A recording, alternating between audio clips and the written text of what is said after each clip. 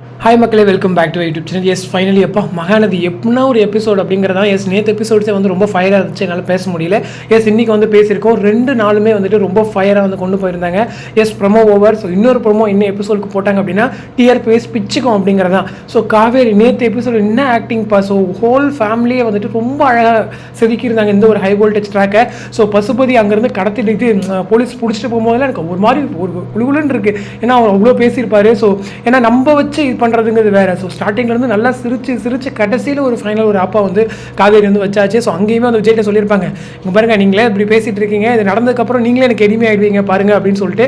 S இன்னும் episode வந்து அப்படி தான் இருந்துச்சு. இதில் என்ன ட்விஸ்ட் என்னன்னா, தாத்தா வந்துட்டு நம்புவார் அப்படின்னு நினச்சேன். பட் தாத்தாவுமே எனக்கு வந்து அகேன்ஸ்டாக காவேரிக்கு அகேன்ஸ்டாக வந்து இருந்தார். ஸோ அதுதான் வந்து எனக்கு ஒரு மாதிரி ட்விஸ்ட்டாக இருந்துச்சு. பட் இன்றைக்கி ஹோல் ஃபேமிலியை எடுத்து வச்சு அந்த high voltage episode. So first ஒரு எனக்கு தெரிஞ்ச எபிசோடு 20 நிமிஷம் அப்படின்னா 16 நிமிஷம் கிட்ட அவங்க ஃபேமிலி அந்த டாக்ஸ் மட்டுமே இருந்துச்சு. கொஞ்சம் கூட போர் அடிக்காமல் ரொம்ப வந்து ஃபயராக வந்து மூவ் பண்ணியிருந்தாங்க இன்னும் ஒரு எபிசோட்ஸை.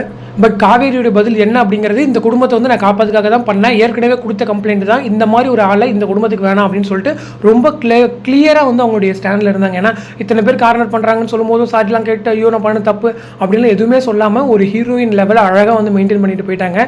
அதே போல் விஜய்க்கும் இம்மா நீ இப்படிலாம் பண்ணுவோன்னு தெரியும் அப்படின்னு எனக்கு நினைப்பாருன்னு நினைக்கிறேன். ஏன்னா இதுக்கப்புறம் நெக்ஸ்ட் அவங்க 2 பேர் பேசுகிற சீன்ஸில் கண்டிப்பாக விஜய் அண்ட் காவேரிக்கு லைட்டாக ஒரு கான்போ இருக்கும். பட் எனிவே விஜய் வந்து அவ்வளோ ஏன்னா எதிர்பார்த்துருப்பார் ஏதாச்சும் ஒன்று பண்ணுவா. ஸோ என்ன பண்ண போகிறா அப்படின்னு எதிர்பார்க்குற நேரத்தில் இது ஒரு பெரிய விஷயமா வந்து அமைஞ்சிருக்கும். அதே போல் தாத்தாவுமே அண்டர்ஸ்டாண்ட் பண்ணிக்குவார்னு நினைக்கிறேன். ஏன்னா இந்த ஒரு ட்ரூத் ரிவீல் இது மாதிரி கடத்திட்டு போனது, அதுக்கப்புறம் வந்துட்டு அவங்க அப்பாவை வந்து கொண்டது இவர் தான். ஸோ அந்த பணத்தெல்லாம் ஏமாத்தினது இதெல்லாம் வந்து விஷயம் இன்னும் ஃபேமிலிக்கு ஃபுல்லாக டீட்டெயிலாக தெரியாது.